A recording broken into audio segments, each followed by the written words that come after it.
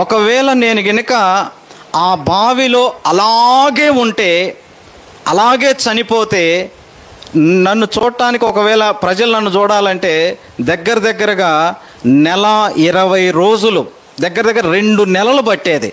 2 నెలలు ఒక శవము బావిలో ఉంటే ఎలాగుంటుందండి? నీటిలో ఉంటే పూర్తిగా చీకిపోయి అసలు గుర్తుపట్టలేం. అంటే నా చావు ఎలా ఉండేదంటే కుక్క చావులాగా ఉండేది.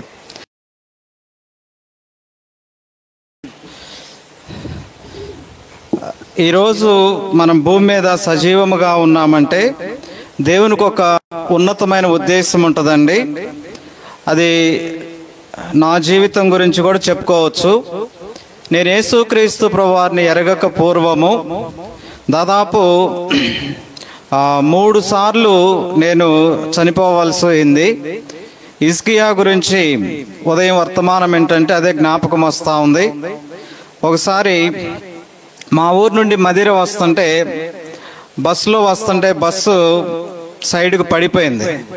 అక్కడ యాక్సిడెంట్లో చనిపోవాల్సింది, దేవుడు తప్పిస్తా వచ్చారు. రెండో టైము ట్రాక్టర్ యాక్సిడెంట్ ద్వారా చనిపోవాల్సింది, దేవుడు అది తప్పిస్తా వచ్చారు. మూడవసారి ఒక అతను నీటిలో ఈత రాకపోయినా కూడా నీటిలోకి దూకాడు. నాకు ఈత వచ్చు కానీ ఇతరులను రక్షించటము నాకు తెలియదు. అయితే తెలియని దాని జోలికి వెళ్ళకూడదు అంటారు కదా. అయితే నేను అతన్ని రక్షించడానికని అతనికి ఎదురుగా వెళ్తే గోపాలని భయము చేత నన్ను గట్టిగా పట్టుకున్నాడు. ఇక నేను ఈత కొట్టది కాదు, అతనికి ఈత రాదు. బాగా నీటిలో మునిగిపోయాం చాలా లోతు. అయితే దేవుడు ఆ మరణం నుండి కూడా తప్పిస్తా వచ్చారు. ఎందుకంటే బైబిల్లో ఒక మాట ఉందండి, మరణం తప్పించుట యెహోవా వశము అని. అయితే నన్ను ఆ రోజు ఎందుకు మరణం నుండి తప్పించారు అంటే నేను రక్షించబడటం కొరకు లేక పాపక్షమాపణ పొందటం కొరకే దేవుడు నన్ను మరణం నుండి తప్పిస్తా వచ్చారు.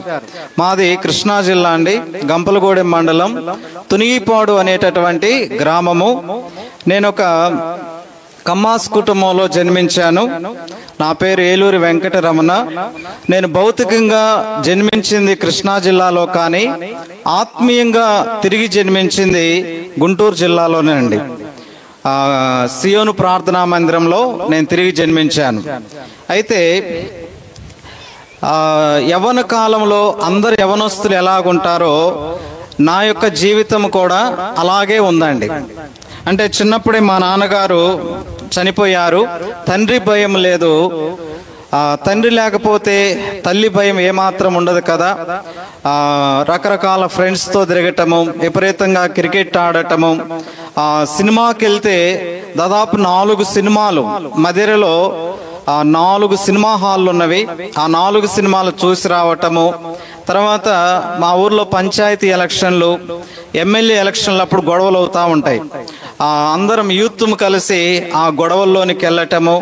ఇక అందరి యవనస్తుల జీవితం ఎలాగుంటుందో నా జీవితం కూడా అలాగే ఉండేది. ఒకప్పుడు ఎవరైనా వచ్చి పలాని వెంకటరమణ ఎక్కడున్నాడు అంటే అడ్రస్ తెలియదు. ఎందుకంటే అయ్యా వాడు గాలోడు, ఎక్కడ తిరుగుతాడో తెలియదని. ఎందుకంటే ఇంటికి వచ్చేవరికి రాత్రి 12 అట్లా అయ్యేదండి. దాదాపు 11, 12 వరకు మాది కూడా ఇలాంటి పల్లెటూరే. అరుగుల మీద కూర్చొని వ్యవహారాలు చేస్తా ఉండేవాళ్ళం, ఇతరులను కామెంట్ చేస్తా అట్లా ఉండేవాళ్ళం. అలాంటి జీవితం ఒక పక్క యవ్వన కాలంలో చెడిపోయిన జీవితం అయితే, రెండోది ఏమిటంటే దేవుడు ఎవరు అనేది ఒక ప్రశ్న ఉండేది. అంటే దేవుడు ఎవరు, ఆయనకు ఒక రూపం ఉంటుందా, దేవుడుంటే మాట్లాడతాడా అని ఒక ప్రశ్న ఉండేది. దాని కొరకు నేను అన్వేషణ కూడా చేస్తూ ఉండేవాడిని. ఎలాంటి అన్వేషణ అంటే మాకు దగ్గరలో 136 కిలోమీటర్ల దూరం భద్రాచలం ఉంటుంది. అక్కడికి ఒక్కడనే వెళ్ళానండి. అట్లా దేవుడు ఎవరు, దేవుడుంటే కనిపిస్తాడా, దేవుడుంటే మాట్లాడతాడా, దేవుని యొక్క రూపం ఎలా ఉంటది అని చెప్పి అలా వెతుకుతా ఉండేవాడినండి. ఎందుకంటే మా ఇంట్లో యేసుక్రీస్తు ప్రభువారు ఎవరో మా అమ్మగారికి తెలియదు, మా నాన్నగారికి కూడా తెలియదు. సహజంగా ఇప్పటికి కూడా భారతదేశంలో యేసు ప్రభు ఎవరు అంటే 3 రకాలుగా చెప్తారు. ఒకటి అమెరికా వాళ్ళ దేవుడు, రెండోది తెల్లోళ్ళ దేవుడు అంటే బ్రిటిష్ వాళ్ళ దేవుడు, మూడోది తక్కువ కులస్తుల దేవుడు అని చెప్తారు. మేము కూడా అదే అనుకునేవాడిని. యేసు ప్రభు వారంటే ఆయన అమెరికా దేవుడో, తెల్లోళ్ళ దేవుడో, లేకపోతే తక్కువ కులస్తుల దేవుడో అని అనుకునేవాళ్ళం. ఈ మాట ఎంత అజ్ఞానం అంటేనండి, అంటే ఒక మాట ఒకళ్ళు మాట్లాడుతుంటే అదే నిజం అనుకుంటాం. అసలు ఉత్తర అమెరికా, దక్షిణ అమెరికా ఉంది, ఆ 2 ఖండాలు ఉన్నాయని తెలిసిందే మనకు దాదాపు ఒక మహా అంటే 500-600 సంవత్సరాల క్రితమే. 500-600 సంవత్సరాల క్రితమే. బ్రిటిష్ వాళ్ళు దేవుడు అంటానికి బ్రిటిష్ వాళ్ళు వచ్చింది ఎప్పుడంటే ఒక 200 సంవత్సరాల క్రితం వచ్చారు. మరి మన ఇండియాకు ఎప్పుడు వచ్చింది క్రైస్తవ్యం అంటే క్రీస్తు శకము 56వ సంవత్సరంలోనే వచ్చింది. అంటే దాదాపు మన ఇండియాకు క్రైస్తవ్యం వచ్చి సుమారు 1900 సంవత్సరాలు. యేసుక్రీస్తు ప్రభువారి శిష్యుడైన తోమా మరి తమిళనాడు, కేరళ ఆ ప్రాంతంలో సేవ చేస్తా వచ్చారు. అయితే నాకు కూడా తెలియక అందరిలాంటి అభిప్రాయమే ఉండేది. అలాంటి జీవితం అయితే 1997వ సంవత్సరంలో నాకు ఒక సహోదరుడు నరసింహారావు అని సువార్త చెప్తా వచ్చాడు. మా బాబాయిల ఇంట్లో పనిచేస్తూ ఉండేవాడు. అతను సువార్త చెప్తా వచ్చాడు. అంటే యేసుక్రీస్తు ప్రభువారు దేవుడు, యేసుక్రీస్తు ప్రభువారిని నమ్ముకోండి అంటే నాకు క్రొత్తగా ఉండేది. యేసు ప్రభువారు దేవుడు ఎట్లవుతాడు, నేనెందుకు నమ్ముకోవాలి, అసలు మాకు దేవుడు కాడు కదా. మా ఊర్లో మామూలుగా పల్లెలో నాకు తెలిసి 3 మందిరాలు ఉన్నాయండి. 3 మందిరాలు ఉన్నాయి. ప్రతి ఆదివారము వాళ్ళు మైకి పెడతారు. అయితే ఏ రోజు కూడా ఆ పాటల వైపు కానీ వాళ్ళు చెప్పే వాక్యం వైపు కానీ ఏ రోజు మనసు వెళ్ళలేదు. అలాగా క్రైస్తవ్యం అన్నా, యేసు ప్రభువారన్నా, బైబిల్ అన్నా నాకేమీ తెలియదు. అలాంటి టైంలో ఆయన సువార్త చెప్తా ఉంటే కొన్ని రోజులు విన్న తర్వాత అతన్ని ద్వేషించేవాడిని. అసలు నువ్వెవరివి, మాకు సంబంధము కాని దేవుని గురించి నువ్వు ఎందుకు చెప్తున్నావని చెప్పి అతన్ని ద్వేషించేవాడిని. యేసు ప్రభు వారిని కూడా ద్వేషించేవాడిని. ఆ యేసు ప్రభు వద్దు, నువ్వు చెప్పే మాటలు వద్దని ఒక్కోసారి అతన్ని తిట్టేవాడిని. ఒక్కోసారి కోపముతో అతన్ని కొట్టడానికి వెళ్ళేవాడిని. అయితే అతను ఎలాగుండేవాడంటే ఒక సాధువుగా ఉండేవాడు. అంటే అతను కూడా రేడియో వాక్యం విని రక్షించబడి ఎలాగున్నాడంటే, మా బాబాయోళ్ళు ఇప్పుడు మామూలుగా పనోళ్ళు ఎలా ఉంటారంటే యజమానుడు ఉన్నప్పుడు ఒకలాగుంటారు, యజమానుడు లేనప్పుడు ఒకలాగా పనిచేస్తారు. కానీ మా బాబాయికి కొడుకు కంటే ఎక్కువగా నమ్మకస్తుడిగా పనిచేస్తూ ఉండేవాడు, యథార్థంగా ఉండేవాడు. మా పిన్ని బాగా గయ్యాలి అనమాట. ఆమె ఎన్ని తిట్టినా అసలు ఎదురు ఏం మాట్లాడు. ఇవన్నీ చూసి అసలు ఇతని జీవితం భలే వ్యత్యాసంగా ఉంది అని ఆశ్చర్యపోయేవాడిని. అతని యొక్క మార్పు, అతని యొక్క దీనత్వం అవి నేను చూసి కొద్దిగా వినేవాడిని, కానీ అంత ఇంట్రెస్ట్గా ఉండేది కాదు. అయితే 1997వ సంవత్సరంలో డిసెంబర్ 24వ తారీఖు సాయంత్రము 7 గంటల టైంలో నేను స్నానం చేసి మా ఊరికి సెంటర్, అంటే మా ఊరి నుండి 1 కిలోమీటర్ ఉంటుంది దాదాపు, ఆ సెంటర్కి వెళ్తా ఉంటే కొంత దూరం వెళ్ళాక ఎడం చేతి వైపు, లెఫ్ట్ హ్యాండ్ వైపు ఒక మందిరం ఉంది. అయితే ముందుకెళ్తే సెంటర్కి వెళ్ళొచ్చు, ఇటు ఎడం చేతి వైపు వెళ్తే అక్కడ ఒక మందిరం ఉంది. ఆడికి వచ్చాక అదొక మెల్లని స్వరమో ప్రేరేపణో నాకు తెలియదు, కానీ నాకు స్పష్టంగా ఏమి వినిపిస్తుందంటే, నీవు ఒకసారి ఆ మందిరానికి వెళ్ళు. నేను అనుకుంటా ఉన్నాను, అసలు ఈ క్రైస్తవుల మందిరానికి నేనెందుకు వెళ్ళాలి, నాకు అవసరం లేదు కదా, ఇంతవరకు ఎప్పుడూ వెళ్ళలేదు కదా అని చెప్పి నేను మామూలుగా అనుకుంటా ఉన్నాను. అయితే ఒక పావు గంట సేపు ఎవరో నన్ను ప్రేరేపిస్తూ ఉన్నారు. ముందు చూసినా వెనక చూసినా ఎవరూ లేరు, కానీ ఆ ప్రేరేపణ వస్తూ ఉంటే సరే నేను ఒక తీర్మానం చేసుకుని, సరే అన్ని వాటికి వెళ్ళాము కదా, మందిరానికి వెళ్తే ఏమి తప్పైతే ఒకసారి వెళ్ళి చూద్దామని మొట్టమొదటిసారిగా 1997 డిసెంబర్ 24వ తారీఖు 7 గంటల తర్వాత అక్కడున్న మందిరంలోకి అడుగు పెట్టానండి. మందిరంలోకి అడుగు పెడితే నాకు ఆడ అర్థమైంది ఏంటంటే, ఆ మందిరంలోకి అడుగు పెట్టాక ఒక ప్రశాంతంగా ఉంది. ఎంత నెమ్మదిగా ఉందంటే, విపరీతమైన క్రికెట్ ఆడేవాళ్ళము, క్రికెట్లో అంత నెమ్మది అనిపించలేదు. సినిమాలకు వెళ్ళే వాళ్ళం, సినిమాలో కూడా అంత నెమ్మది లేదు. తర్వాత రాజకీయంగా బాగా తిరిగి కొట్లాట్లకు వెళ్ళే వాళ్ళం, అక్కడ నెమ్మది లేదు. ఎక్కడంటే ఆ మందిరంలోకి వెళ్ళాక నెమ్మదిగా ప్రశాంతంగా ఉంది. అయితే అక్కడ ఉన్న ఒక అతను అడిగారు, రోసే అని, ఏమని అడిగారంటే, ఏంటంటే మీరు కూడా ఇందులోకి దిగారా అన్నాడు.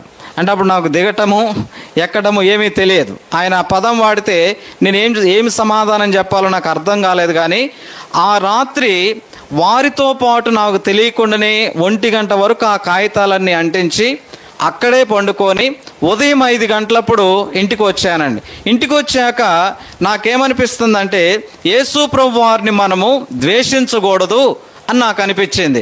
తర్వాత అక్కడున్న పాస్టర్ గారు క్రొత్త నిబంధన నా చేతికి ఇచ్చి దీన్ని చదువుకోండి అని చెప్పారు. అయితే ప్రతి ఆదివారము 1 గంట మందిరానికి వెళ్ళేవాడిని, ప్రతి గురువారము 1 గంట మందిరానికి వెళ్ళేవాడిని అండి అన్న మాట్లాడవాడిని. అయితే ప్రతి ఆదివారము ప్రతి గురువారము 1 గంట మందిరానికి వెళ్ళేవాడిని అండి. ఆ బైబిలు ఎలా చదవాలో నాకు తెలియదు. అయితే మామూలుగా తీసి అక్కడక్కడ చదివేవాడిని, క్రొత్త నిబంధన. అలా బైబిలు అక్కడక్కడ చదువుతా ప్రతి గురువారం మందిరానికి వెళ్తా ఉండేవాడిని. అయితే నాకు రక్షణ అంటే ఏందో తెలియదు, మారు మనసు అంటే ఏమీ తెలియదు. కానీ అక్కడికి వెళ్తే ఇట్లాగే పాట పాడమని మైక్ ఇచ్చేవాళ్ళు అనమాట.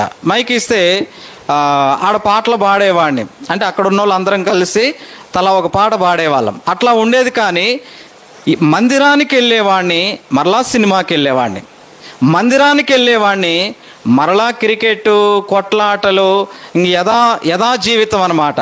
అంటే మందిరానికి వెళ్ళినా కూడా నా జీవితం ఏమీ మారలేదు. అంటే మారు మనసు ఇవన్నీ ఏమీ కూడా నాకు తెలియదు. నాకు ఇప్పుడు అర్థమైంది ఏంటంటే అండి, సరైన స్కూలుకు పంపించకపోతే పిల్లలకి ఏం రాదండి, చదువు రాదు. ఒకవేళ సరైన హాస్పిటల్కి వెళ్ళకపోతే రోగికి ఏం దొరకదండి, స్వస్థత దొరకదు. అట్లాగే నేను వెళ్ళే సహవాసము ఆ మందిరము అంతంత మాత్రమే. కాబట్టి నాకు కూడా ఏమీ తెలియదు, అలాంటి జీవితం అన్నమాట. అయితే మా ఇంట్లో ఈ విషయం తెలిసింది, ఏది నేను మందిరానికి వెళ్తానని తెలిస్తే ఇక మా ఇంట్లో ఒప్పుకోవట్లేదు. నువ్వు మందిరానికి వెళ్ళొద్దు, బైబిల్ చదవద్దు, ప్రార్థన చేసుకోవద్దు, నువ్వు ఆ క్రైస్తవులతో కలవద్దు, మన పరువు పోతా ఉంది అని చెప్పి మా అమ్మగారు, మా అన్నయ్య ఇక ఇంట్లో గొడవ స్టార్ట్ అయింది. తర్వాత ఒకరోజు మా బాబాయ్ వాళ్ళ ఫ్యామిలీ, మా మేనత్తలు 2 ఉన్నారు, వాళ్ళ ఫ్యామిలీస్ అందరు వచ్చి కూర్చోబెట్టి క్లాసు బీకారనమాట. దాదాపు కొన్ని గంటలు క్లాసు బీకారు. నువ్వెందుకు ఆ బైబిల్ ఇంట్లోకి తెచ్చావు, ఎందుకు ఆ మందిరానికి వెళ్తున్నావు, ఎందుకు ఆ క్రైస్తవులతో కలుస్తున్నావు, మన పరువు మర్యాద పోదా అని చెప్పి ఇక వాళ్ళు క్లాసు బీగుతూ ఉంటే నేను మౌనముగా ఉన్నాను. అయితే నాకు అప్పటికి రక్షణ కూడా ఏం తెలియదు. కానీ లోన మాత్రము యేసుక్రీస్తు ప్రభువారు అంటే ఎంతో ప్రేమ ఉండేది, మందిరానికి వెళ్ళాలన్న ఆశ మాత్రం ఉండేది.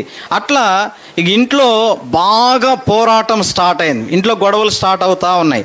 అయితే నేను మామూలుగా అట్లా మందిరానికి వెళ్తూ ఉన్నప్పుడు 1999వ సంవత్సరంలో ఏప్రిల్ నెల అండి. చూడండి, సరైన బోధ లేకపోతే మనకెంత ప్రమాదం అంటే, ఆత్మహత్య చేసుకున్న వాళ్ళు డైరెక్ట్గా స్వర్గానికి వెళ్తారండి, లేదా పరలోకానికి వెళ్తారా? పాతాళానికి వెళ్తారు, అంతే కదండి, పాతాళానికి వెళ్తారు. అయితే 1999వ సంవత్సరము ఏప్రిల్ నెలలో అప్పటికి ఇంకొక మందిరానికి కూడా వెళ్ళాను నేను. తర్వాత ఇంకొక మందిరానికి కూడా వెళ్ళాను. మొత్తం ఒక 3 మందిరాలు తిరగటం, అంటే 3 రకాలైనటువంటి సహవాసాలు తిరగటము అయిపోయిందండి. అప్పటికి నాకు రక్షణ లేదు. ఉదయాన్నే నాకు ఒక తలంపు వచ్చిందండి. ఎందుకంటే అపవాది నా జీవితంలో మరణము కొరకు వెంటాడుతూ ఉండేవాడండి. నేను ఇందాక చెప్పా కదండి, 3 సార్లు మరణం నుండి తప్పిస్తా వచ్చేవాడు. నేను ఎందుకో ఒంటరిగా కూర్చుంటే నా ఊహ తెలిసినప్పటి నుండి నాకు ఒక తలంపు వస్తూ ఉండేది. ఏమిటంటే ఫ్యాన్ చూస్తే ఆ ఫ్యాన్కి ఉరిపెట్టుకో అన్నట్టుగా ప్రేరేపణ వస్తూ ఉండేది. ఒకవేళ ట్రైన్లో వెళ్తూ ఉంటే ట్రైన్లోంచి దూకేసేయి అని అట్లా ప్రేరేపణ వస్తూ ఉండేది. అంటే అపవాది ఏ విధము చేతనైనను నన్ను ఆత్మహత్యలోనికి, మరణంలోనికి తీసుకెళ్ళి రక్షణ పొందకుండా నరకానికి తీసుకెళ్లాలన్నది సాతాను ఉద్దేశం అండి. అయితే దేవుడు మాత్రము ఆయన ఏర్పాట్లో ఉన్నా కాబట్టి నన్ను తప్పిస్తా ఉన్నారు. ఈరోజు నువ్వు ఇక్కడ కూర్చున్నావు అంటే, ఈ మైక్ శబ్దం ద్వారా వింటున్నావు అంటే, నువ్వు భూమి మీద సజీవముగా ఉన్నావంటే నీవు పాపక్షమాపణ పొందుటి కొరకై, రక్షణ పొందుటి కొరకై నువ్వు ఇంకా ఇలా ఉన్నావండి. నా జీవితంలో కూడా అదే. ఉదయకాల సమయంలోనే 6 గంటలకు బ్రష్ చేసుకొని నాకు ఒక తలంపు వచ్చింది. ఏమిటంటే మనిషి పుడుతున్నాడు, చనిపోతా ఉన్నాడు, ఈ మధ్యలో ఇన్ని రకాలైనటువంటి కష్టాలు, ఈ బాధలు ఎందుకు? అయితే ఎప్పుడో చనిపోవాల్సింది ఈరోజు చనిపోతే నష్టమేందని చెప్పి నేను మా ఊరికి దగ్గరలో 1 కిలోమీటర్ల దూరంలో ఒక వాగు ఉంటుందండి. ఆ వాగు పక్కమ్మటి గన్నేరు చెట్లు ఉన్నాయి. ఆ గన్నేరు చెట్టు ఏమోగా ఆ గన్నేరు కాయలు ఎప్పుడు వెళ్ళినా ఆ పూలు కనిపిస్తాయి, గన్నేరు కాయలు కనిపిస్తాయి. ఈ జామకాయలకి, మామిడికాయల కన్నా ఒక సీజన్ ఉంది, కానీ గన్నేరు కాయలకు మాత్రం ఒక సీజన్ లేదు. అయితే ఆ వాగులో దాదాపు ఇన్ని కాయలు, అంటే దాదాపు 1.5-2 కేజీలు కాయలు కోసుకొని మరలా 1 కిలోమీటర్ దూరం, అంటే మా పొలాల సైడ్ వెళ్ళి దాదాపు ఏప్రిల్ నెల వస్తే మా సైడ్ పొలాలన్నీ ఈడిపోతాయండి. మేము ఎక్కువ మిర్చి, పత్తి, పసుపు, కంద, మినుములు, పెసలు ఇవి వేస్తామండి. అయితే ఆ పత్తి చేను ఈడిపోయింది. 7 ఎకరాల ఈడిపోయినటువంటి ఆ పత్తి చేను మధ్యలో కూర్చొని అవి జాంకాయల్లాగుంటే వాటిని పగలగొడితే సపోటా ఇత్తులాగా నల్లగా వస్తుంది విత్తనం. మరలా దాన్ని పగలగొడితే తెల్లటి పప్పు. అది కొడుతుంటేనే ఆ స్మెల్కి విపరీతమైన తలకాయ నొప్పి వస్తూ ఉంది. అయితే ఆ పప్పు అంతటిని మింగితే చనిపోనని చెప్పి ఆ నోట్లో వేసుకొని క్లాత్, అంటే ఒక గుడ్డ అడ్డం పెట్టుకొని బాగా కట్టికి చేదు అనమాట. కాకరకాయ కంటే కూడా విపరీతమైన చేదు. అది బాగా నవిలి మింగేశానండి. ఎందుకంటే మా ఊర్లో నాకు ముందు ఒక అతను తిన్నాడు, తిని చనిపోయాడు. అయితే నేను అదే అనుకునేదంటే చనిపోవడం ఈజీగా అంటే గన్నేరు పప్పే కదా అని చెప్పి నాకు తెలియక తిన్నాను. తిన్న తర్వాత ఇక నేను అనుకున్నాను, నేను చనిపోతాను కదా అనుకుంటుంటే ఆ మరణం అనేది రావట్లేదు, కానీ కళ్ళు తిరుగుతూ ఉన్నాయి. లేక ఎండాకాలం కాబట్టి చెమటలకు నేను వేసుకున్న బట్టలన్నీ తడిసిపోయాయి. ఇక కాళ్ళు చేతులన్నీ విపరీత నొప్పి వస్తూ ఉంది. అంటే విషము ఇక లోనకి వెళ్ళిన తర్వాత ఎప్పుడైతే ఆ నరాల నొప్పులు ఇవన్నీ బాగా విపరీతంగా పెయిన్స్ వస్తూ ఉన్నాయి. గొంతు పూర్తిగా ఎండిపోయిందండి. ఇప్పుడు నాకు 42 సంవత్సరాలు. నా జీవితంలో గొంతు ఎండిపోవటము అంటే ఏందో నేను వినటము నా జీవితంలో చూసింది మొట్టమొదటిది అదేనండి. గొంతు ఎండిపోయి బాగా దాహం అవుతూ ఉంది, దగ్గరలో నీళ్ళు లేవు. అయితే ఒక బావి ఉంటుంది, జస్ట్ 5 నిమిషాల్లో వెళ్ళొచ్చు, కానీ నాకు 2 గంటల టైం పట్టింది. ఎందుకంటే ఇట్లా నుంచుంటే కళ్ళు తిరిగి పడిపోయేవాడిని, మరలా ఓపిక చేసుకొని నుంచుంటే కళ్ళు తిరిగి పడిపోయేవాడిని. పాములాగా పాక్కుంటా లేకపోతే కూర్చొని ఆ బావి దగ్గరికి వెళ్తే నాకు అప్పుడు కొంత ఈతొచ్చు, కానీ బావిలో చేదుకోవటానికి ఏమీ లేదు, దూకితే ఎక్కటానికి ఏమీ లేదు, మట్టి బావులు అన్నమాట. ఎందుకంటే మా సైడు 2000 సంవత్సరం వరకు కూడా మట్టి బావులు ఉండేవి. ఒడ్డు మీద డీజిల్ ఇంజన్లు ఉండేవి అన్నమాట. తర్వాత బావులు ఎండిపోయాక బోర్లు లేపేయటము స్టార్ట్ చేశారు. అయితే ఆ బావిలోకి ఉన్న పోటున దూకేశాను. నీటి అడుగు భాగానికి వెళ్ళి ఊపిరి బిగబట్టే అనమాట. అంటే ఎట్లాగైనా చనిపోవచ్చు అని. ఈతొచ్చు కాబట్టి నాకు అది చేతగాక ఏముంది 2 సార్లు మళ్ళీ నీళ్ళను గట్టిగా ఇట్లా కిందకంటే నీటి పై భాగానికి వచ్చానండి. వచ్చి కొన్ని గొంతు ఎండిపోయింది కదా, మంచినీళ్ళు తాగాను. ఏందబ్బా గన్నేరు పప్పు తిన్నా కూడా ఎందుకు మరణం రావట్లేదని చెప్పి దాదాపు 2 సార్లు నీటి అడుగు భాగానికి వెళ్ళి ఊపిరి బిగబట్టి అలా కొద్దిసేపు ఉన్నానండి.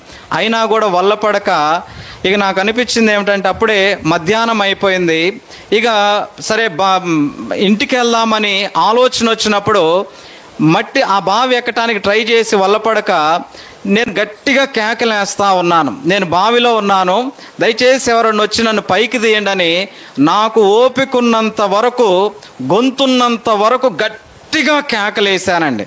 ఎందుకంటే ఎవరు రాలేదు. ఎందుకంటే ఆ టైంలో పొలాల్లో ఎవ్వరూ ఉండరు. మా సైడ్ మరలా పొలాలకు రావాలంటే వర్షాలు పడిన తర్వాత జూన్ 1st వీక్లో పొలాలకు వస్తారండి. అయితే ఎవరు రాలేదు. అయితే సరే అని చెప్పి ఆ బావి పైకి రావటానికి నేను ప్రయత్నం చేస్తూ ఉంటే ఆ మట్టి ఇలా పట్టుకుంటే ఆ మట్టి జారిపోతూ ఉంది, మరలా నీటిలో పడిపోతా ఉన్నాను. ప్రయత్నం చేసి వల్లపడక నేను అలా ఉన్నానండి. ఒకవేళ అండి దేవుడు నన్ను గనుక, బైబిల్లో ఉందండి, మరణము తప్పించుట యెహోవా వశము అని ఉందండి. ఒకవేళ నేను గనుక ఆ బావిలో అలాగే ఉంటే, అలాగే చనిపోతే, నన్ను చూడటానికి ఒకవేళ ప్రజలు నన్ను చూడాలంటే దగ్గరగా 120 రోజులు, దగ్గర 2 నెలలు పట్టేది. 2 నెలలు ఒక శవము బావిలో ఉంటే ఎలాగుంటుందండి, నీటిలో ఉంటే పూర్తిగా చీకిపోయి అసలు గుర్తుపట్టలేం. అంటే నా చావు ఎలా ఉండేదంటే కుక్క చావులాగా ఉండేది. అంటే దారుణమైన, నా ముఖము కూడా చూడటానికి అవకాశం లేనంత అలాంటి చావు ఉండేదండి. దేవుడు కనికరించాడు. అయితే ఆ టైంలో నాకు ప్రార్థన చేయటం కూడా ఎలాగో తెలియదండి. ఎందుకంటే సరైన వాక్య బోధ లేకపోతే, సరైన సంఘ సహవాసం లేకపోతే ప్రార్థన చేయటం కూడా తెలియదండి, నాకు తెలియదు. అయితే నేను యేసుక్రీస్తు ప్రభువారు ఎందుకు జ్ఞాపకం వచ్చినప్పుడు చిన్న మాట అడిగా. ఏమిటంటే, ప్రభువా నేను భూమి మీద బ్రతకటం మీకు ఇష్టమైతే నన్ను 3 గంటలకల్లా ఇంటికి చేర్చవా అని ఆ చిన్న ప్రార్థన చేసినప్పుడు నా కాళ్ళల్లోకి, చేతుల్లోకి ఒక నూతనమైన బలం అనేది వచ్చింది. ఎవరో కింద నన్ను పట్టుకున్నట్టుగా అనిపిస్తూ ఉంది. నేను ఎక్కడ చెయ్యి పెడితే ఆ మట్టి జారట్లేదు. ఎవరో నన్ను క్రింద పట్టుకొని పైకి తీసుకొచ్చినట్లుగా ఆ బావి ఒడ్డుకు నేను వచ్చానండి. ఆశ్చర్యంగా దేవుడు ఆ బావిలో నుండి బయటికి తీసుకొచ్చిన తర్వాత మా ఊరు చూస్తే 2 కిలోమీటర్ల దూరం ఉంది. ఇంకా కొంత దూరము నడవటము, కొంత దూరం కూర్చోవటము. అక్కడ వాగు దగ్గరకు వచ్చేవరకు కొంతమంది బట్టలు ఉతుకుతూ ఉన్నారు. ఏంటండి మీరు ఎందుకు ఇలా ఇటు వచ్చారు, మీ ముఖమంతా ఏంది అలా ఉందంటే వాళ్ళకి విషయం ఏం చెప్పలేదు, ఇంటికి తీసుకొచ్చారు. ఇంటికి తీసుకొస్తే అంటే నా జీవితం ఎలాంటిదంటే అండి, నేను ఎవరినైనా గౌరవిస్తే, ఆ మాటకు లోబడితే ఒకే వ్యక్తి అండి. ఎవరంటే మా తాతయ్యకే, ఏలూరు రాఘవయ్య గారని, మా తాతయ్యని గౌరవించేవాడిని, మా తాతయ్య మాట వినేవాడిని, కానీ ఇంకెవ్వరి మాట కూడా వినేవాడిని కాదు. అంటే మీకు అర్థం అవటం కొరకు ఒక విషయం చెప్తా అండి. ఏమిటంటే, నేను ఎంత తుంటరోడిని అంటే, ఎంత మా అమ్మగారిని ఇబ్బంది పెట్టానంటే, నేను మారట్లేదని మా అమ్మగారు 3 సంవత్సరాలు గేదెలు గాయటానికి పంపించింది. అంటే ఎట్లన్నా మారతాడేమని. అయినా కూడా ఏ మార్పు అనేది లేదనమాట. ఎలా అంటే ఇంటి మీదకి సాయంత్రం అయ్యేవరకు ఏదో ఒక గొడవలు తీసుకొని వచ్చేవాళ్ళం. ఇప్పుడంటే బావులు లేవు కానండి, మీరు పల్లెటూరు కాబట్టి చెప్తున్నా అండి, పూర్వకాలంలో బావులు ఉండేవి. ఆ బావిలో కనుక పూడికి తీయకపోతే లోన మట్టి ఉంటుంది. ఇప్పుడు మనము దూకినమనుకోండి, ఆ మట్టిలోకి కొంచెము అరికాలు అంటే గిరకల వరకన్నా ఆ మట్టిలోని కూరుకొని పోతే బయటికి ఎంత గజేతగాడైనా కూడా బయటికి రాలేడండి. ఎందుకంటే మట్టిలో కనుక కాళ్ళు కూరకపోతే. మేమేం చేసేవాళ్ళమంటే ఒడ్డు మీద నుండి దూకితే అది కాదని చెప్పి ఆ బావి పైన ఒక తుమ్మ చెట్టు ఉండేది పెద్దది. ఆ తుమ్మ చెట్టు పైకి ఎక్కి ఒకళ్ళ తర్వాత ఒకళ్ళు గ్యాపు లేకుండా ఒకళ్ళ మీద ఒకళ్ళని దూకేవాళ్ళం. అంటే అప్పుడు ఆ పరిస్థితి అంతా కూడా అంటే అలాంటి జీవితం ఉండేదన్నమాట అండి. అట్లాంటి జీవితం. అయితే మా తాతయ్యకి వచ్చి, తాతయ్య నేను ఇట్లా గన్నేరు పప్పు తిన్నానంటే, నువ్వు ఎందుకు తిన్నావు, నిన్ను ఎవరు ఏమనలేదు కదా, నిన్ను ఎవరు అరవలేదు కదా, ఎందుకు తిన్నావు అని చెప్పి ఇక అప్పట్లో చింతపులుసు అని మజ్జిగని పోస్తూ ఉన్నారు. ఎంత పోసినా కూడా ఏమీ లాభం లేదు.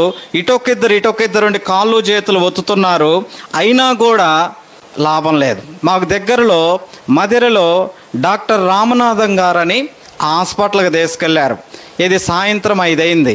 ఆయన వాళ్ళ కుమారుడు సతీష్ కుమార్ గారని చూసి, ఈ వ్యక్తి బ్రతకడు, మేమేమీ చేయలేం, తీసుకెళ్ళండి అంటే, మా తాతయ్య వాళ్ళు, అయ్యా బ్రతికితే మనిషిని తీసుకెళ్తాము, చనిపోతే శవాన్ని తీసుకెళ్తాము, మీ ప్రయత్నం మీరు చేయండి అని చెప్పారు. అంటే నేను అప్పటికే గన్నేరు పప్పు తిని ఉదయం 7ంటికి తిన్నది, హాస్పిటల్కి వెళ్ళింది 5, అంటే దాదాపు 10 గంటల టైం అవుతా ఉందండి.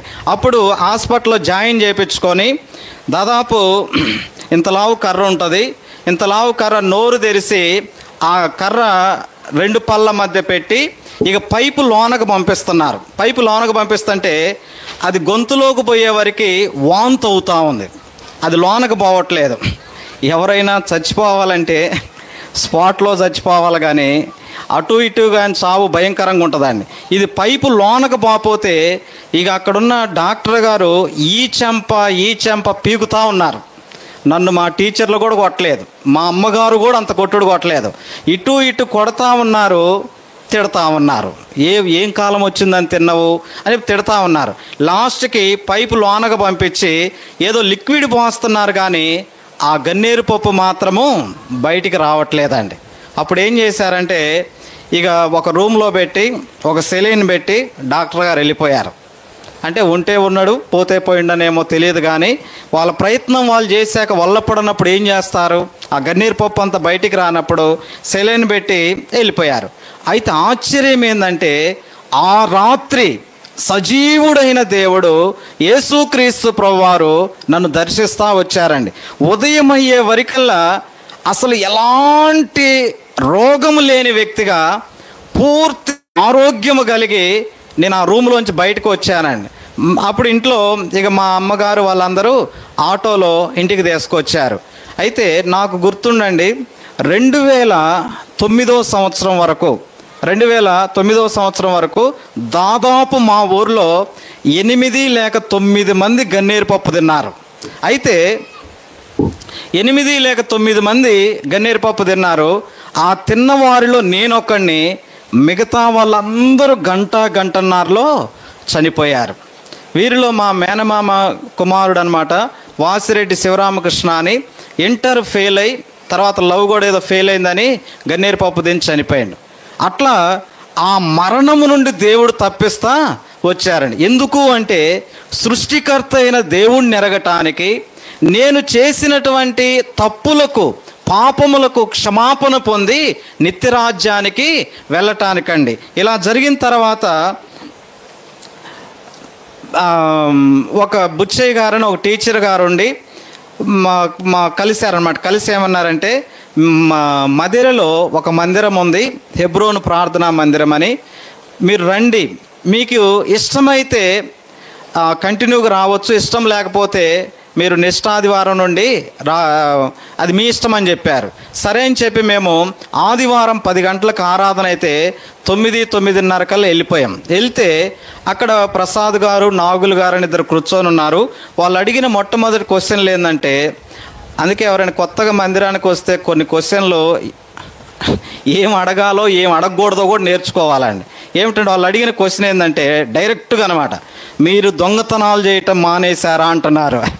ఇప్పుడు ఎస్ఐ ఏదో 10 సార్లు దొంగతనం చేసి పోలీస్ స్టేషన్కి వెళ్ళి వస్తే ఎస్ఐ గారు అడుగుతారే అట్లా అడుగుతున్నారు అనమాట. మీరు దొంగతనం చేయటం మానేశారా అన్నారు. సరే, రెండోది అబద్ధాలు ఆడటం మానేశారా అన్నాడు. ఇక నాకు లోన భలే కోపం వస్తూ ఉంది. ఏమిటంటే, మీ మందిరానికి రావటమే వేస్ట్ అయితే మేము దొంగల్లాగా అబద్ధికుల్లాగా కనిపిస్తున్నావా అని కోపం. అంటే దొంగతనాలు చేయలేదా అంటే, మా ఇంట్లో నేను చాలాసార్లు దొంగతనం చేశా, మా అమ్మగారికి తెలియకుండా. కానీ అవి తప్పని తెలియదు. బొచ్చెడు ఎన్నోసార్లు అబద్ధాలు ఆడా, కానీ అబద్ధం అంటే తప్పు అని పాపం అని తెలియదండి. ఎందుకు మాకు నేర్పింది ఏమిటంటే 100 అబద్ధాలు ఆడైనా ఒక పెళ్లి చేయొచ్చు, అవసరాన్ని బట్టి అబద్ధం ఆడొచ్చు అని చెప్పారు. కానీ అబద్ధం ఆడితే పాపం అనేది చెప్పలేదండి. బాధ అనిపించింది.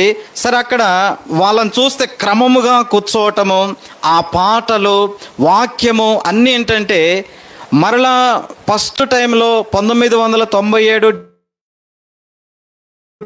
సాయంత్రం 7 గంటలప్పుడు ఏ ప్రేరేపణ, ఏ స్వరం అయితే వినపడిందో అదే స్వరము, మీరు ఉండవలసిన స్థలం ఇదే, మీరు ఉండవలసిన మందిరం ఇదే అని చెప్పినప్పుడు ఇక ఫస్ట్ అక్కడ నుండి హెబ్రోను సహవాసము స్టార్ట్ అయిందండి. హెబ్రోను సహవాసం స్టార్ట్ అయ్యాక మా సేవకుడికి కొంత భయం పట్టుకుంది. ఏమిటంటే ఈ అబ్బాయి మందిరానికి వస్తా ఉన్నాడు, వాళ్ళ ఊరిలో వాళ్ళ బంధువులందరూ మందిరం మీదకి వస్తే కష్టము కదా అని చెప్పి ఒక లెటర్ రాశారు. ఏమనంటే, 2 యవనస్తులను పంపిస్తున్నాము అన్న, దయచేసి వీరిని సహవాసము కొరకు కొన్ని రోజులు మీ దగ్గర పెట్టుకోండి అని. గుంటూరు సియోన్లో 99వ సంవత్సరంలో తిమోతి అంకుల్ ఉన్నారు. అక్కడికి లెటర్ రాస్తే మేము ఆ లెటర్ తీసుకెళ్ళి తిమోతి అంకుల్కి ఇచ్చాం. ఇస్తే అప్పుడు సియోన్లో దాదాపు 25 రోజులు ఉన్నామండి. అయితే నేను వెళ్ళిన తర్వాత అక్కడ ఉదయం వాక్యం చెప్పారు కదా తిమోతి అన్న, వాళ్ళ నాన్నగారు ఇసాక్ అంకుల్ ఉండేవాళ్ళు, అప్పికట్ల అబ్రహాం అన్నని, తర్వాత ఇప్పుడు పాటలు పాడతారు విజయవాడ సైడ్ యోబు బ్రదర్ అని, తర్వాత డేవిడ్ రాజ్ అని, తర్వాత ఇంకా కొంతమంది బంగారు బాబు అన్నని వాళ్ళు ఉండేవాళ్ళు. కొంతమంది చదువుకుంటూ ఉండేవాళ్ళు, కొంతమంది తర్ఫీదులో ఉన్నారు. అలాంటి టైం అనమాట. అయితే ఒక వెళ్ళిన 10 రోజులు నెమ్మది లేదు. ఎందుకు నెమ్మది లేదంటే పగలంతా బాగానే ఉండేవాని, కానీ రాత్రి అయ్యేవరకు నా ఊహ తెలిసినప్పటి నుండి నేను చేసిన తప్పులన్నీ, బైబిల్ ఏమంటుందంటే వాటిని పాపాలు అంటుంది, అవన్నీ కూడా నా ఎదుటికి వస్తూ ఉన్నాయండి. వస్తూ ఉంటే ఆశ్చర్యం కలిగేది. నేను ఎప్పుడో చేసిన తప్పులన్నీ ఇప్పుడు నా ఎదుటికి ఎందుకు వస్తున్నాయి అని చెప్పి ఆశ్చర్యపోయాను.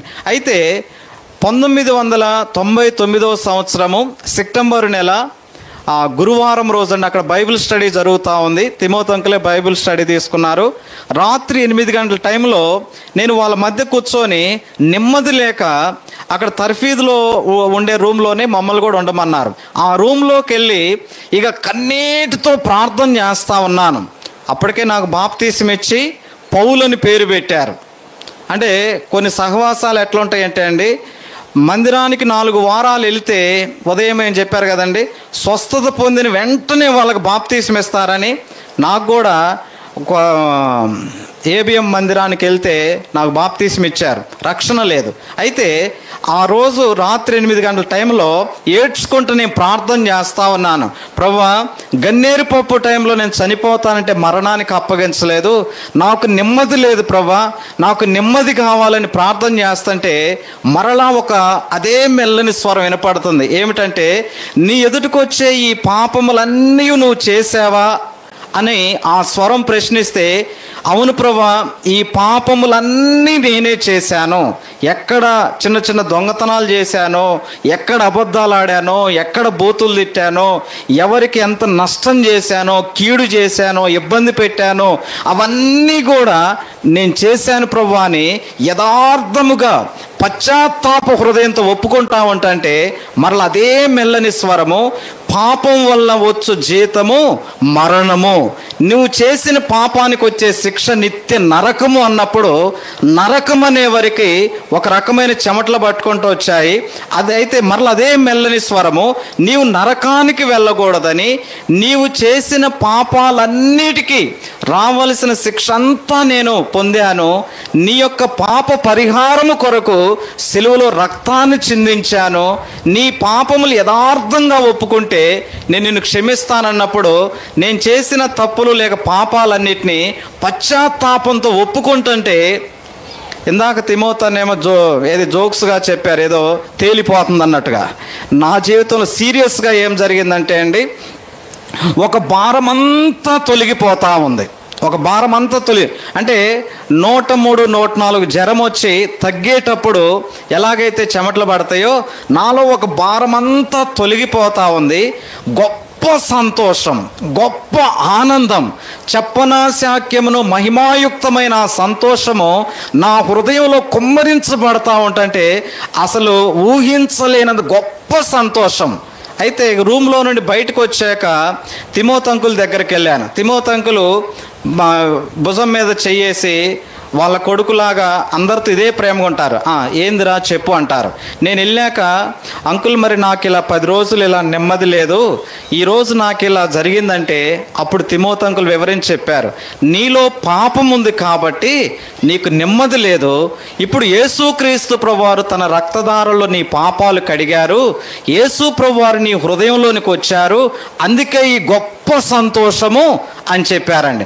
ఆ రోజు నుండి నా జీవితం మారటం స్టార్ట్ అయింది. స్వభావం ప్రవర్తన, అలవాట్లు మారటము స్టార్ట్ అయిందండి. ఎవరు సినిమాలు చూడొద్దని ఎవరు చెప్పలేదు, రాజకీయాలకు వెళ్ళొద్దని ఎవరు చెప్పలేదు. సినిమాలంటే ఇష్టం లేదు, రాజకీయాలంటే ఇష్టం లేదు, చెడ్డ స్నేహాలంటే ఇష్టం లేదు. దేవుడు అద్భుత రీతిగా జీవితాన్ని మారుస్తూ వచ్చారండి.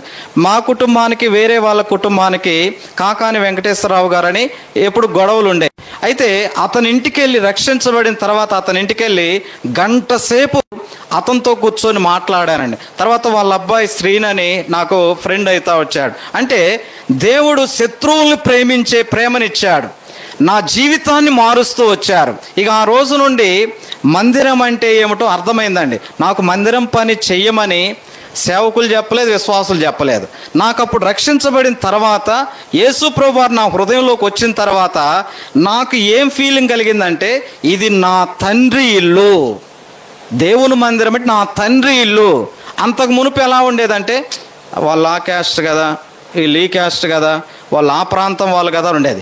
ఎప్పుడైతే యేసు ప్రభువారు హృదయంలోకి వచ్చాక వీరు రక్షించబడిన విశ్వాసులందరూ నా సహోదరులు, నా సహోదరీలు, వీరే నా బంధువులు అని ఆ భావన దేవుడు కలిగించాడండి. ఇక మందిరంలో నేను ఫస్ట్ చేసిన పని ఏంటంటే అండి, లెట్రిన్లన్నీ కడగటం. అప్పుడు లెట్రిన్ గుంట ఉండేది కాదు, అది కూర్చున్నదంతా ఇట్లా బయటకు వస్తే పొద్దున్నే ఇట్లా కొంచెం ఒక ఇనప రాడ్ ఉండి గీరేది ఉంటుంది. అయితే అది ఇష్టపూర్వకంగా అదంతా క్లీన్ చేసేవాడిని. మందిరం ఓడవటము, మందిరము తొడవటము. ఇప్పట్లాగా బండలు, మందిరము తొడవటానికి కర్రలు ఉండేవి కావు. నీళ్ళు కొట్టిన తర్వాత కూర్చొని ఒక క్లాత్ ఇస్తే క్లాత్తో తొడవాలి. అట్లా సియోను మందిరం అంటే పెద్దది. అట్లా దేవుని మందిరం అంటే మక్కువ, దేవుని మందిరంలో పరిచర్య చేయటం జరిగింది. ఇలా జరుగుతున్న టైంలో మా ఇంటికాడ నుండి ఒక లెటర్ రావటము, అమ్మకు సీరియస్గా ఉంది, నువ్వు అర్జెంటుగా రావాలంటే అప్పటికి తిమోతి అంకుల్ చెప్పారు, ఒరే అదంతా అబద్ధము, నువ్వు ఇక్కడే ఉండని చెప్పారు. నేను రక్షించబడిన తర్వాతే నాకు సేవా పిలుపు ఉందన్న సంగతి నాకు అర్థమవుతుంది, అక్కడున్న తిమోతి అంకుల్ కూడా అర్థమవుతుంది. అందుకేనండి ఎప్పుడైనా దైవ సేవకులు నీ విషయంలో ప్రేరేపణ వచ్చి ఏదైనా చెప్తే వెంటనే లోబడితే మంచిదండి. తిమోతి అంకుల్ దాదాపు 2-3 సార్లు నన్ను అడుగుతా వచ్చారు, బ్రతిమలాడారు. కాదంకుల్ నేను ఇంటికి వెళ్ళాలని చెప్పొస్తే, ఇంటికి వస్తే మా అమ్మగారికి అంతా బాగానే ఉంది. తర్వాత నేను సేవలోకి రావటానికి దాదాపు 6-7 సంవత్సరాలు పట్టిందండి. ఇలా జరిగాక నేను ఒక మాట చెప్పి ముగిస్తా అండి. ఏమిటంటే ఆ మాట, మా నాన్నగారు చిన్నప్పుడు చనిపోయారని చెప్పే కదండి. మా ఊర్లో మామూలుగా చెప్తున్నా అండి, కర్ణాటి వీరభద్రయ్య గారని ఆయనకు 150 ఎకరాల పొలం ఉంటుంది. కర్ణాటి బాబు గారని అంటే గోపాలరావు గారు అంటారు, ఆయనకు 100 ఎకరాల పొలం ఉంటుంది. అంటే మేమున్న దాంట్లో ఆ కమ్మాస్ వాటిలో తక్కువలో తక్కువ 10 ఎకరాలు, 25 ఎకరాలు, 50, 100 ఎకరాలు అట్లా పొలం ఉండేదండి. మా నాన్నగారు బాగున్నప్పుడు ఎలా ఉండేదంటే, ఆయన పోస్టల్ డిపార్ట్మెంట్లో చేస్తూ ఉండేవాడు, అంత సమృద్ధిగా ఉండేది. మా నాన్నగారు యాక్సిడెంట్లో చనిపోయాక ఇక మేము బిల్డింగ్ కట్టడం ఆపే ఇంట్లో ఉన్నామండి. కొంత మా ఇంట్లో మా నాన్నగారు ఇంటికి పెద్ద కొడుకు, అప్పంతా కొంత మా నాన్నగారి మీద ఎక్కువ వేశారు. కులం కూడు పెట్టదంటారు, అది కరోనా టైంలో కూడా చూసాము, నేను చిన్నప్పుడే చూసాను అనమాట. ఏమిటంటే కులం కూడు పెట్టదంటే కూడు పెట్టకపోయినా పర్వాలేదు కానీ, ఒరే మా మా అమ్మగారి పేరు సుశీల, పలాని ఆమె భర్త చనిపోయాడు, మా నాన్నగారు చనిపోయినప్పుడు నాకు మా తమ్ముడికి 9 నెలలు, నాకు 6 సంవత్సరాలు, మా అన్నయ్యకి 8 సంవత్సరాలు, మా అమ్మగారికి ఇంట్లోంచి బయటికి రావటం ఎట్లాగో తెలియదు. అలా ఉన్న టైంలో మా బంధువులే అప్పు విషయమై గొడవ చేస్తూ వచ్చారు. మా అమ్మగారు కొంతమంది గేదెలు ఇచ్చేసింది, కొంతమందికి మెడలో ఉన్న ఆ బంగారపు చైన్ ఇచ్చేసిందండి. అలాంటి పరిస్థితి అండి. అయితే నేను రక్షించబడిన తర్వాత నా ఉద్దేశం ఏమిటంటే, మాది చిన్న తాటాకులు ఇల్లు అని చెప్పి మా మేనత్తలు కూడా మా ఇంటికి రావటానికి అవమానంగా ఫీల్ అయ్యేవాళ్ళు. వాళ్ళకి ఏముంది, ఏమీ లేదు అన్నట్టుగా చూసేవాళ్ళు. నేను రక్షించబడిన తర్వాత నేను కష్టపడైనా మా అన్నయ్యని బాగా చదివించాలి, మా అన్నయ్యకి జాబు రావాలని నా ప్రయత్నం అండి.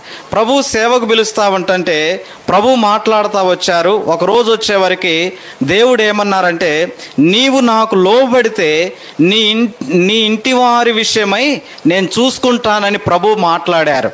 ఇంకో రెండో విషయం ఏంటంటే అండి, దైవ సేవకులు ఏదన్నా ప్రేరేపణ వచ్చి నీ విషయంలో చెప్తే లోబట్టం ఒకటి, రెండోది విధేయత లేకుండా ఆశీర్వాదము నువ్వు ఆశించకూడదు. అసలు విధేయత లేకుండా నువ్వు ఆశీర్వాదాన్ని ఆశించకూడదు, ఆశీర్వాదం ఉండదు.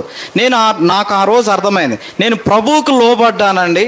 ప్రభా, నేను మీ సేవకు లోబడతానని ప్రభువుకు లోబడినప్పుడు నా సేవా పిలుపు తీయవసలేదు. కానీ సామెతల గ్రంథం 24వ అధ్యాయం 11వ వచనం అండి, నేను సేవకు లోబడ్డప్పుడు మా కుటుంబాన్ని, ఆ వాక్యంలో ఉంది కదండి, పెంట కుప్ప మీద నుండి సింహాసనం మీదకు ఎక్కించినని. ఫస్ట్ నేను దేవునికి విధేయత చూపిన తర్వాత మా బావకు జాబ్ వచ్చింది. ఆయన పేరు సూర్యదేవర శ్రీనివాసరావు అనమాట. తర్వాత మా అన్నయ్యకి వచ్చింది. తర్వాత మా మేనత్త 3 కుమారులకు జాబ్ వచ్చిందండి. అంటే విధేయత చూపితే ఆశీర్వాదం అనేది మా కుటుంబంలో నా కనులారా నేను చూస్తూ వచ్చిందండి. అదే ఊర్లో ఇప్పుడు పొలాలు కొనుక్కున్నారు. ఇప్పుడు కొంతమంది సింగపూర్లో, కొంతమంది హైదరాబాద్లో అట్లా సెటిల్ అయ్యారండి. కాబట్టి యేసుక్రీస్తు ప్రభువారిలో నేను ఎరిగింది ఏమిటంటే అండి, నా ఆశను తీర్చారు. అంటే దేవుడు ఉంటే మాట్లాడతాడా, దేవుడు ఉంటే ఆయన రూపం ఏమిటి అని నేను చిన్నప్పటి నుండి ఆశ కలిగేది, అన్వేషణ చేస్తూ వచ్చాను. 99వ సంవత్సరంలో దేవుడు మాట్లాడుతూ వచ్చారు. తన రక్తధారలో నా పాపములన్నిటికీ ప్రాయశ్చిత్తం చేస్తూ వచ్చారు. తర్వాత చెడిపోయిన నా జీవితాన్ని యేసు ప్రభువు వారు మారుస్తూ వచ్చారు.